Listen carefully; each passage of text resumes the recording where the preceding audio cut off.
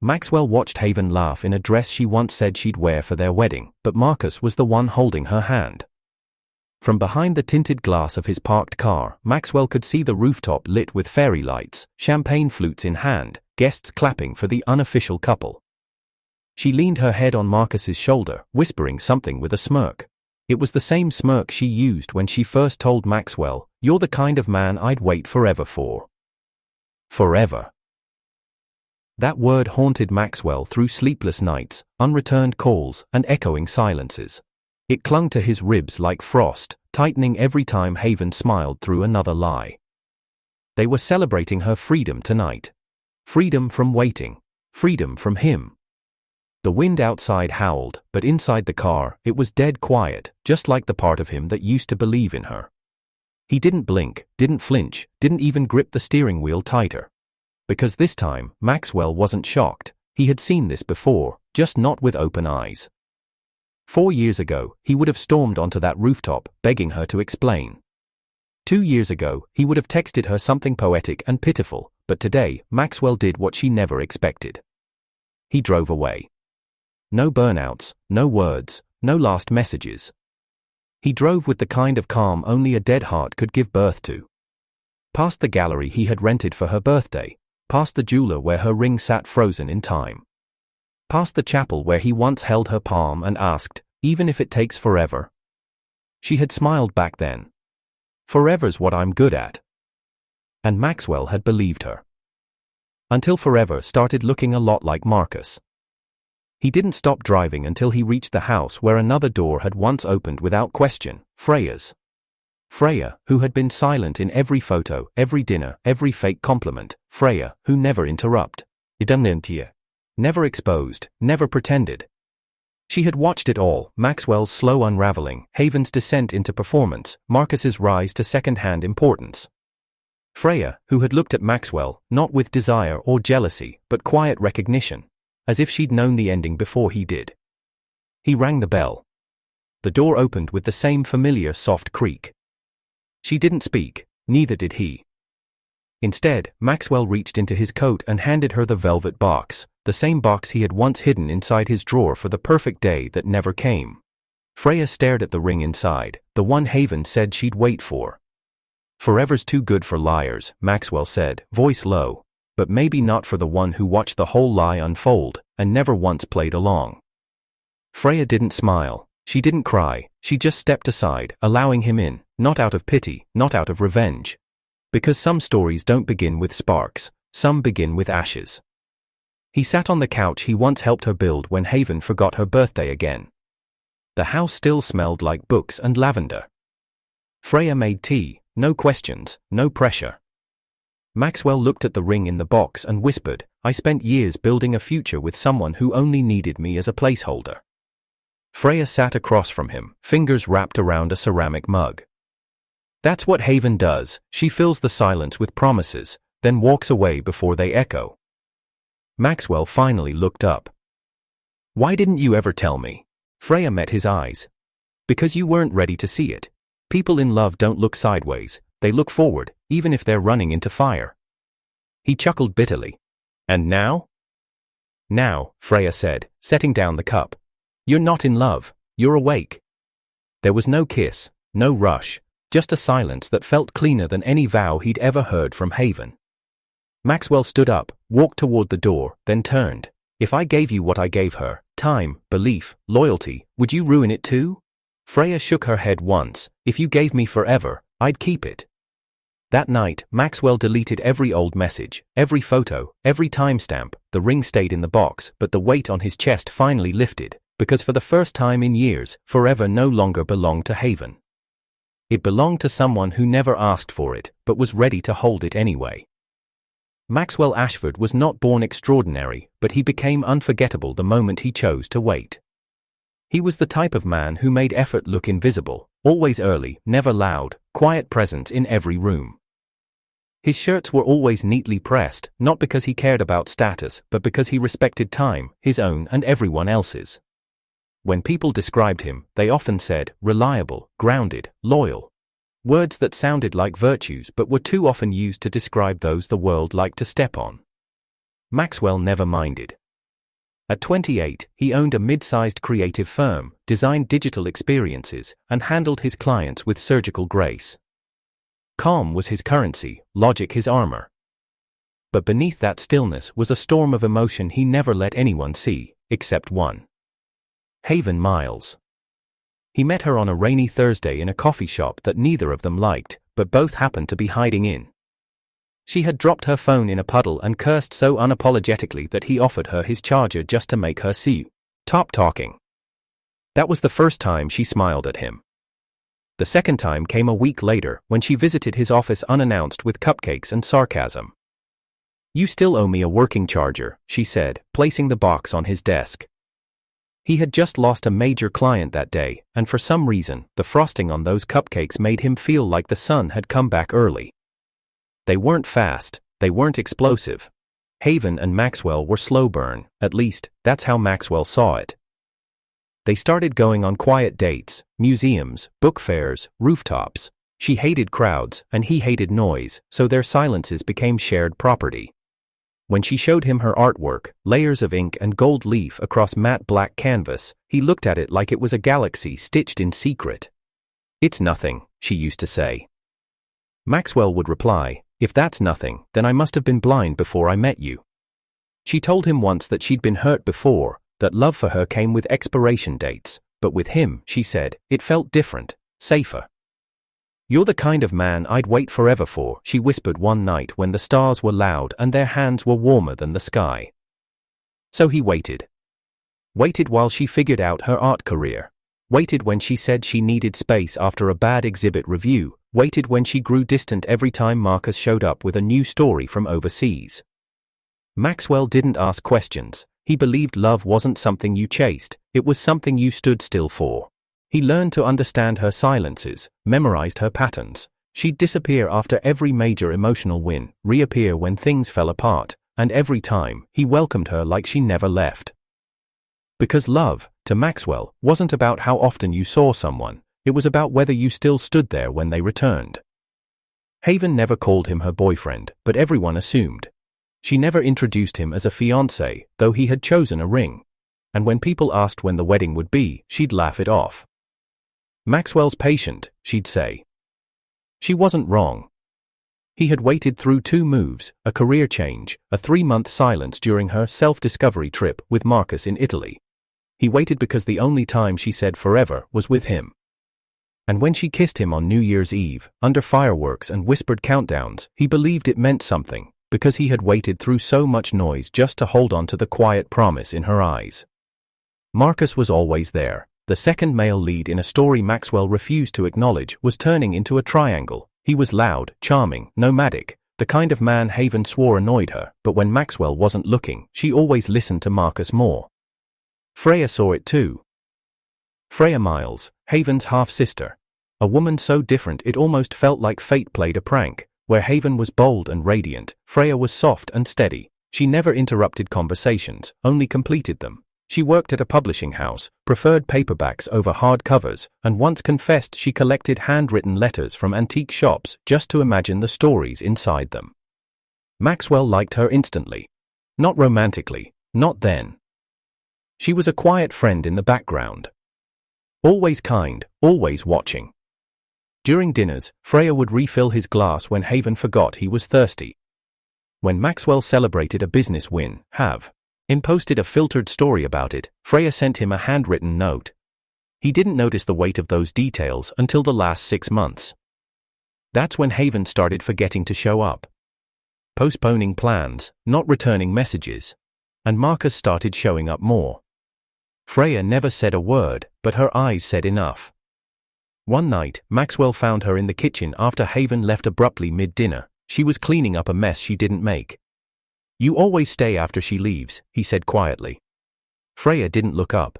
"Someone has to make sure you're okay." He remembered that moment more than any of Haven's kisses. Still, he stayed. Because when someone tells you they'll wait forever, you believe them. Until one night you find them celebrating with someone else, laughing in the dress you picked, drinking champagne on the rooftop you paid for, with the man who only ever knew how to arrive when it was too late. That's when you realize, forever was never a promise, it was a weapon, and Maxwell Ashford had finally decided not to bleed for it anymore. That night, after watching Haven toast with Marcus, Maxwell didn't cry, he didn't rage, he drove across the city to a different address, one he had saved long ago, but never dared to visit unless things broke beyond repair. Freya answered before the second knock. She didn't ask what happened. He held up a small velvet box. Was it always this obvious? He asked. Freya looked at the ring inside, her voice barely whispers. Only to people who weren't lying. It began with a voicemail. Maxwell was never meant to hear. He had come home early that Friday, not to surprise Haven. He'd long learned that surprises often returned with confusion, but because his final client cancelled and he thought, maybe for once, they could have dinner before 9 p.m. Her car was already parked in the driveway. Inside, her coat was on the floor, keys tossed. On the counter, her phone buzzing endlessly on the dining table. He wasn't the kind to snoop, but when a call came in labeled M and the phone auto switched to the speaker, curiosity overrode etiquette. Marcus's voice filled the room, low and unguarded. Tell him whatever you want, Haven. He's not going to question it. He never does. Just flash that innocent look and remind him how much you struggled painting this week. He'll offer to cook again and probably even rub your back while you lie to his face. Silence, then Haven's laugh. Short, soft, cruel. Maxwell's good for stability, she said. But he's never going to be the man I dream about when I close my eyes. You are. Maxwell didn't move, didn't breathe. The words replayed louder than thunder, colder than steel. He didn't know how long he stood there, but by the time Haven returned from her shower, the air between them had turned clinical. She noticed it instantly. Her eyes scanned him like a threat was hidden behind his posture. Everything okay? She asked, towel around her neck, skin glowing from warmth he used to long for. Maxwell smiled, too politely. Fine. That night, he made dinner. Just like always, except this time, he didn't sit with her. He served, cleared, and disappeared into his studio. Haven tried to follow, but he locked the door behind him for the first time. The next morning, he was gone before she woke up. From that day forward, things shifted. Subtle, like the slow rot of something once sweet. Haven became softer in her tone, too careful in her sentences. Maxwell noticed she stopped asking him about his day, replacing real questions with rehearsed ones. Freya noticed too. He found her one evening at the bookstore cafe she frequented. She was bent over a stack of marked manuscripts, hair in a loose braid, glasses slipping down her nose. When he sat across from her, she didn't greet him, just slid over a warm cup of black tea and said, "You look like you. Recarrying too heavy for one man." He didn't deny it. Instead, he asked, "Do you ever think you've mistaken someone's spotlight for love?" Freya didn't look surprised. Only when the spotlight starts to burn.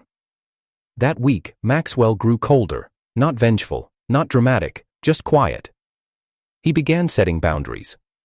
Haven never expected, not answering late-night calls, rejecting weekend plans, canceling a trip they were supposed to take for her birthday. "Why are you pulling away from me?" she asked one night, voice brittle. Maxwell looked up from his laptop. "Are we going to pretend you haven't already pulled away?" She blinked. "What's that supposed to mean?" "It means I finally saw what I was too blind to see. That I wasn't waiting for love, I was waiting for loyalty from someone who doesn't even respect honesty." Haven grew defensive fast. "You're acting like I cheated on you." "I didn't say that, but it's interesting how that's the first place your mind went." The tension escalated, over days, over silence, over unspoken accusations and echoed lies. Then came the gallery event. Maxwell had once promised Haven a solo exhibition. He spent months curating her works, reserving a venue, and partnering with top curators. But after that voicemail, he redirected the entire showcase under a pseudonym, HM. No photos, no appearances, no hints. The crowd raved about the mystery artist's tragic themes, layered strokes, and painful precision. The entire city talked about it, and when Haven found out it was her own work, shown without her name, her ego shattered. "You hid me?" she screamed that night. "You used my paintings and didn't give me credit." Maxwell's voice was ice. "I gave your work what you never gave me, respect." It got more appreciation in silence than it ever did when you tied it to your filtered reputation. She stood frozen. I never betrayed you, she said finally. Not the way you think. Maxwell walked to the window, looking out at nothing. But you did. Every time you used my love as convenience. Every time you walked out and expected me to stay put. Every time you said forever, knowing damn well your version had an expiration date. She broke down, tears real now, or maybe just finally visible. I didn't know how to love you the way you loved me, she whispered. And I didn't know how to stop loving someone who never planned to stay, he replied. For days after, they stopped speaking. Freya called it a detox. You're grieving, she told him, passing him a folded note. Inside was a quote. You don't mourn the liar, you mourn the version of you who believed them. He folded the paper slowly. Why do you always say the thing I need before I know I need it? Freya didn't answer. She didn't need to. That's when the online post surfaced.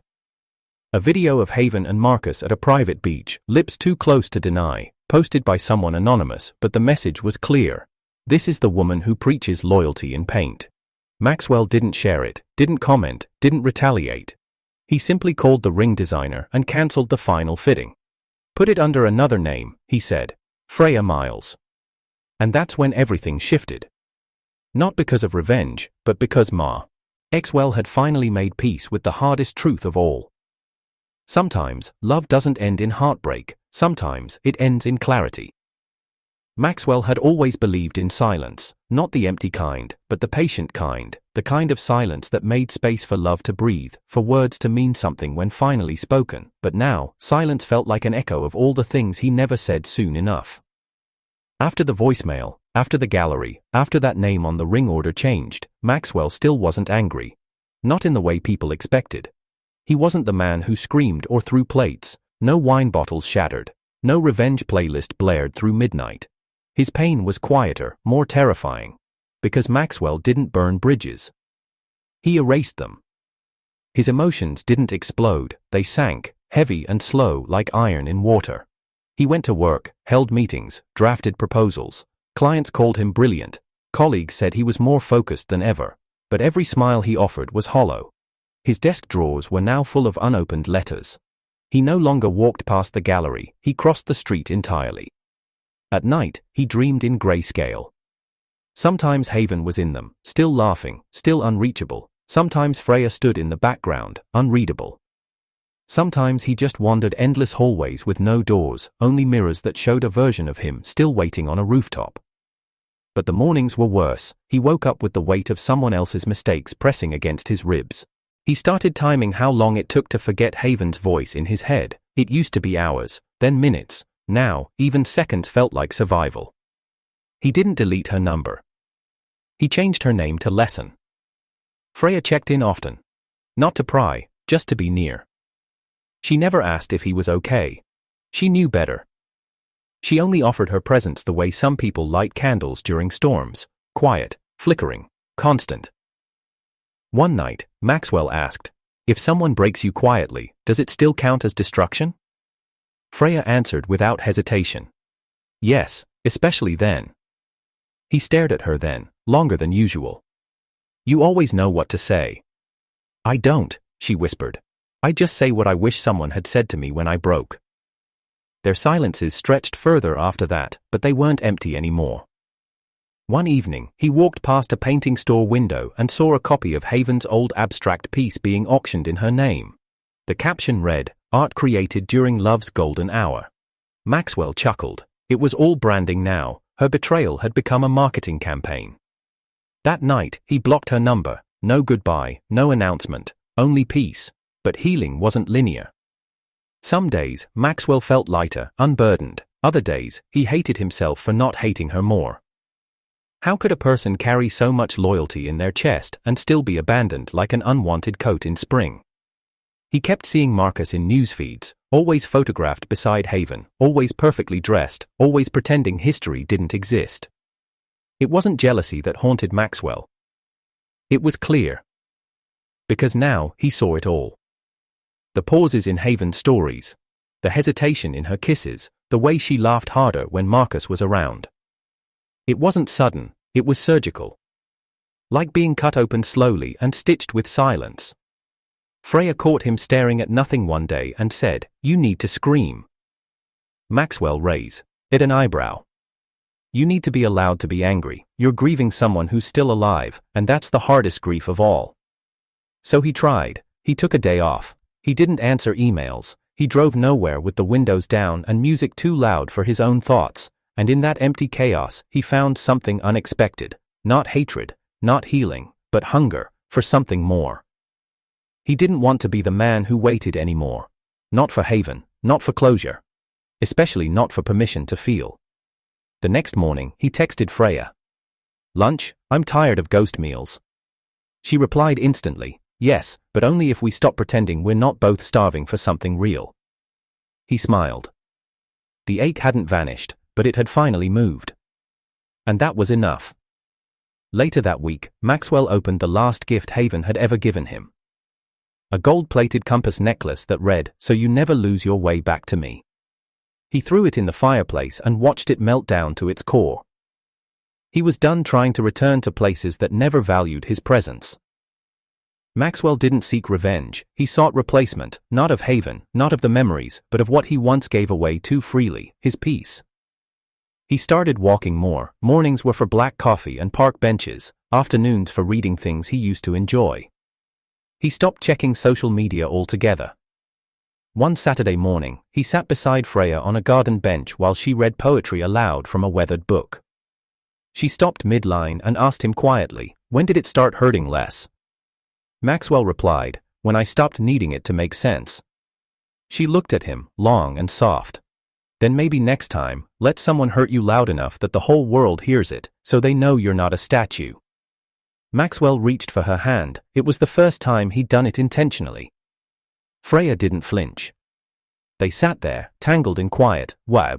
The wind carried the name Haven far from his breath. He never spoke it again. The second twist didn't come from Haven, it came from Freya. It was a quiet evening, one of those softly lit nights where shadows danced lazily across her apartment walls. Maxwell had dropped by with a bottle of wine and no expectations. He had gotten used to these visits, unspoken, undefined. They talked, sometimes cooked, sometimes didn't. The comfort between them had evolved, like an old song that didn't need lyrics anymore. Freya was sitting cross-legged on the floor, sorting through old sketchbooks. Her eyes flickered up, uncertain. "Can I tell you something without you reacting right away?" Maxwell nodded. "Of course." She hesitated, fingers stilling over the cover of a faded journal. "That voicemail you heard, from Haven and Marcus, I knew about it, before you did." His body stiffened, breath pausing mid-sip. She continued quickly, her voice calm but remorseful. "Marcus sent it to me weeks before you accidentally heard it. I think he did it to hurt me more than to hurt you. He knew I cared. He knew I wouldn't tell you. And I didn't.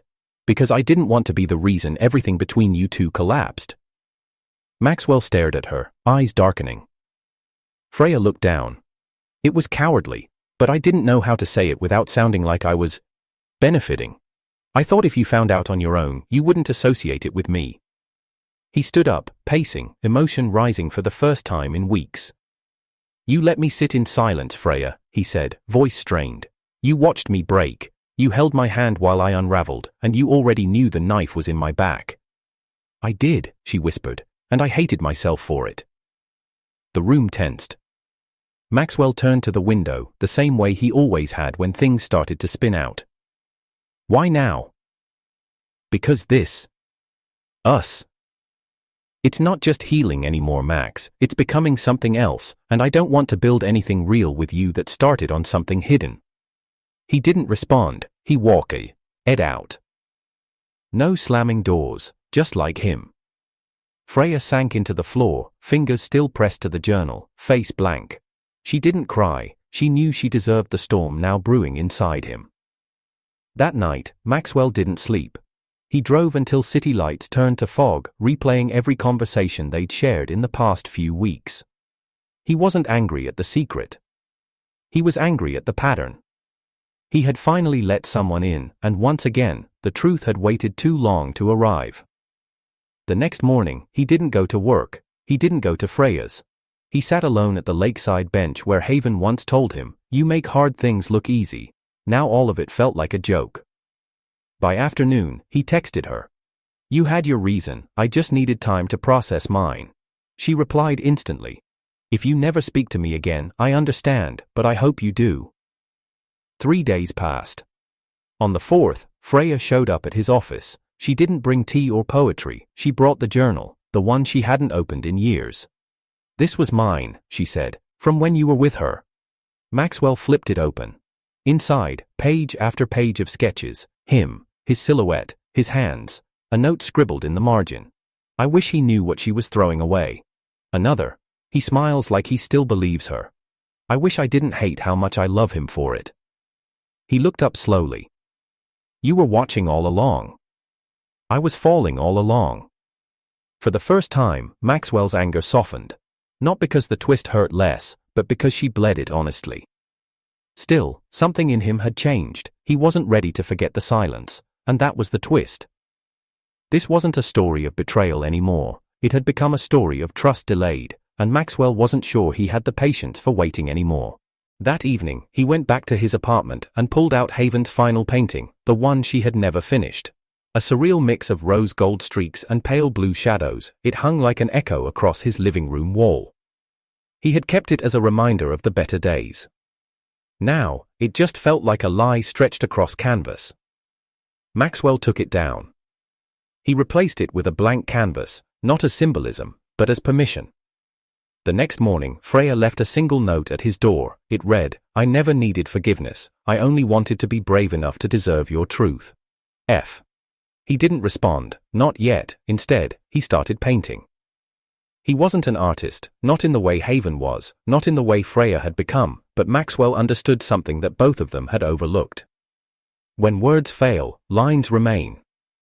Each brushstroke was a memory, each color, a confession. He painted not to impress, but to release. His pain became pigments, his silence, shape, and over the course of a week, something stunning took form, not a portrait, not abstract grief, but a rooftop. 2 chairs, and a single hand reaching out. Maxwell didn't sign it, he mailed it to Freya's studio anonymously. 2 days later, she texted, "I knew it was you, even in silence, your hands speak." Maxwell stood in front of the mirror that evening, dressed in a clean white shirt, eyes a little less haunted. He still didn't have all the answers. But maybe, for once, that was okay. Because sometimes the deepest twists aren't betrayals. They're the truths that arrive too late but still ask to be held. It happened on a Thursday. Maxwell had just wrapped up a conference presentation in Chicago. His mind had been clear, focused, dangerously stable, until he stepped out of the hotel and saw a familiar face at the valet stand. Not just familiar. Haunting. Haven. Hair tucked into a beige beret, lips painted the same pink shade he remembered from that last rooftop memory. She didn't see him at first. She was busy adjusting her scarf, giving directions to someone over the phone, but Maxwell froze, not out of fear, out of disbelief that the universe would dare place her in his path after all this time. He could have turned away, slipped into a cab, pretended healing meant avoiding ghosts. But Maxwell didn't run anymore, so he walked up to her. "Haven." She turned like someone had pulled her name out of the wind. The moment their eyes met, her expression cracked. It was subtle, but visible. Regret, guilt, maybe even a flicker of relief. "Maxwell," she breathed, voice too soft for the chaos she left behind. He nodded. "Didn't expect to see you here. I didn't know you were in town." She took a small step forward as if proximity might rewrite history. He didn't move. "I've seen your work," she said quickly. "That new campaign, the lake photo shoot, it was brilliant." Maxwell's jaw clenched. Compliments from her were sandpaper now. "I didn't do it for brilliance." "No," she admitted. "You did it because you were bleeding." Silence. Then, Haven sighed. "I came here to clear my head. Marcus has been—" "Stop," Maxwell said, calm but final. She blinked. "Stop what?" "Don't say his name. Don't bring him into this moment. You don't get to poison every corner." Her face stiffened. "I just wanted to explain. Everything moved too fast that night." "You don't owe me explanations," he interrupted. "You owed me honesty when I stood in the rain holding a ring you never deserved." Haven winced. Maxwell took a step closer now, his voice low and sharp. You told me to wait for you. You said forever. I carved out a piece of my life to give you peace. I let you find yourself because I believed love was worth patience. I know, she whispered. No, you don't, he snapped, because the moment you left, you didn't just fall for someone else, you gave him everything I protected. My silence, my loyalty, my blind faith. Tears welled in her eyes. You think I didn't suffer? No, Maxwell replied coldly. I think you didn't suffer enough. She covered her mouth, visibly shaking. You're right, I was selfish, I was scared, and Marcus was there. He made me feel seen when I felt like I was vanishing in your shadow. Maxwell laughed bitterly. Then stay in his light, because I found someone who sat with me in the dark. Haven's eyes widened. Freya? He didn't answer directly, but he didn't need to. I knew she loved you, Haven whispered. Even back then. The way she looked at you when you weren't watching.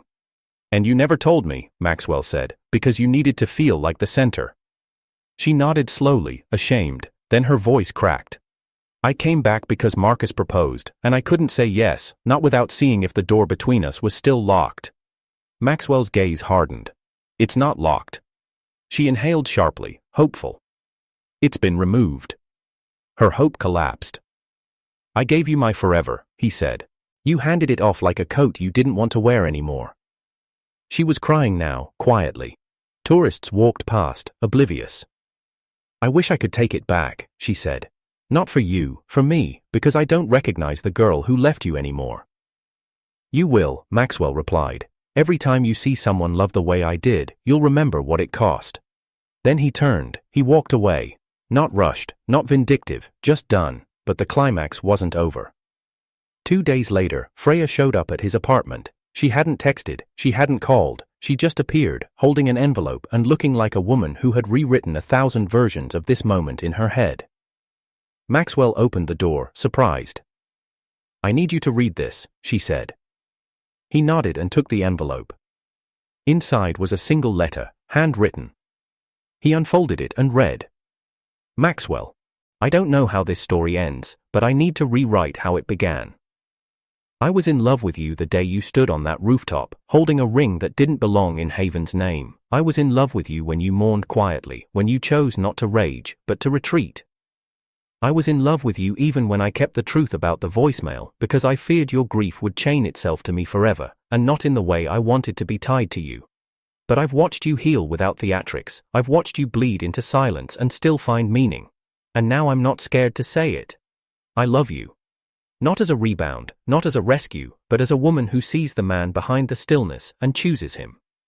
Whatever happens next, you deserve to hear that from me, not in whispers or sketches, but in words. Freya. He looked up. Freya stood with trembling hands, eyes locked onto his. Why now? He asked. Because you gave Haven your forever, she said. And I want to give you mine, not to replace hers, but to finally make yours count. Maxwell stepped back. Come in, he said softly. She did. They sat on the couch, close but not touching. He turned to her. I'm still broken. Freya smiled gently. Then let's not fix it. Let's just grow around it. For the first time, Maxwell didn't feel the need to fill silence. It was already full, with her. Later that night, he pulled a box from the back of his closet, the same box that once held the ring for Haven. He opened it. The ring was gone, but something else was there. A photograph, taken by Freya. It was of him, looking out a window, sunlight framing his profile, sorrow behind his eyes, strength in his posture. She had seen him long before anyone else had. He handed her the photo. I never noticed you took this. You weren't meant to, she said. And then, finally, he kissed her. Not to forget Haven, but to remember what, he had become. Not broken, not waiting, but whole. In a way he'd never been before. And this time, when he said forever, he said it to someone who never asked for it, but earned it anyway. 6 months later, Haven went viral. But not for the reasons she hoped. Maxwell stood backstage at a global creative summit, Freya by his side, holding the mic before stepping out to unveil the final act of the Forever series, his best-selling multimedia project combining photography, storytelling, and unfiltered truth. He called it, The Wait. The lights dimmed, the screen came to life. A slow montage began. Rooftop memories, late-night coffee, a woman's silhouette, back turned to the camera, standing in front of a man holding a velvet ring box in the rain. No names. No slander, just emotion. Then came the twist, a new woman entering the frame, holding the same man's hand. A voiceover played over the next set of visuals. Maxwell's voice, measured, calm, precise. You can wait your whole life for someone who never had the courage to wait for you. But healing arrives like a whisper, louder than any scream, and sometimes, love isn't about who says forever, it's about who proves they understand time. The crowd held its breath. The final image showed two chairs on a rooftop. This time, both were filled. One by Maxwell, the other by Freya. Fade to black, standing ovation. The campaign trended globally within hours. Audiences across continents dissected the symbolism, interpreted the metaphors, and unknowingly relived Maxwell's heartbreak in curated frames. But in a quiet corner of the internet, on an obscure, now deleted blog, someone leaked the origins. The post revealed the unnamed muse in the first half of the project. Haven. And beside her, Marcus. Screenshots of the voicemail. A blurry engagement party picture posted by an assistant months ago. An Instagram story where Haven slipped and said the wrong date. Within days, people pieced it all together. Forever. For Freya started trending, and hashtags he waited, she wandered. Haven lost her gallery sponsor the following week. Marcus was dropped from a luxury real estate deal when screenshots emerged of a private message he sent, mocking Maxwell's pathetic patience. The public devoured the downfall like a feast. Maxwell never said a word, but he didn't need to. His silence screamed the loudest. Meanwhile, Freya's studio saw a 300% growth in commission requests. Her prints sold out in 24 hours. She didn't post celebratory selfies, she just posted one caption. He didn't clap back. He created forward. Back in their apartment, Maxwell stood over the balcony, watching the city below light up like applause. Freya leaned into his shoulder, coffee in hand, a soft scarf wrapping them both. "Do you regret it?" she asked. He shook his head. "I only regret not seeing you sooner." She smiled. "I was always there, even when I was invisible." He kissed her forehead. "Never again." But the story didn't end with silence. Not completely. A few weeks later, a letter arrived. Handwritten. From Haven. Maxwell opened it on the rooftop, the same rooftop he once waited on. The same one Freya had filled with warmth again. The letter read, "Maxwell. I watched the summit, I saw everything.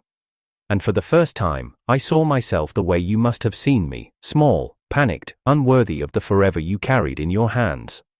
I've lost everything now, not because you exposed me, but because the world finally looked past my curated posts and saw the fractures. Marcus is gone. He said I used him as a stepping stone, and maybe I did. I'm starting to realize I never really loved anyone, I just loved Bayard. None wanted. But watching you choose art over anger, truth over revenge, that shattered me more than any public dragging could. You don't owe me forgiveness. You owe no one closure but yourself. But if you ever wonder whether you mattered, know this. You were the one real thing in my life, and I'll spend the rest of it learning how to sit with the grief of being the villain in your masterpiece. Haven." He folded the letter neatly. Didn't burn it, didn't respond. He simply slid it into a book, The Art of Stillness, and placed it on a shelf next to a photo of Freya sketching barefoot on their balcony. Closure didn't always arrive with fire. Sometimes it came with a page turning. 3 months later, Marcus attempted a public redemption interview. He claimed to be a changed man, said he was misunderstood, blamed media framing, claimed Haven seduced him while she was technically broken up with Maxwell, but halfway through the stream, his mic glitched, and viewers heard him off camera. "This is all scripted, if I fake cry, go wide angle." The clip exploded, sponsors pulled out, his PR firm dropped him. Maxwell, he posted a one-word tweet that same night, "Mute, nothing more, no context." It trended in 23 countries. By year's end, The Wait had won 5 international awards. Critics called it a timeless exploration of grief, betrayal, and quiet vengeance. When asked in a panel what drove the emotional precision, Maxwell simply said, "I stopped waiting." The audience went quiet, then burst into applause. At home, Freya asked him, "What would you have done if Haven had come back before the voicemail, before Marcus?" He thought for a moment. "I would have waited." She nodded, biting her lip. "And now?" Maxwell turned to her, no hesitation. "I would run to you faster than I ever stood still for her." That night, under fairy lights on their rooftop, Freya handed him a wrapped canvas. He opened it. It was a painting. The same rooftop, his rooftop. But this time, the skyline reflected in the windows formed letters. A single phrase. "Home found me waiting." Maxwell stared at it for a long time, and then he smiled. Not because he'd won, but because he had finally stopped losing himself.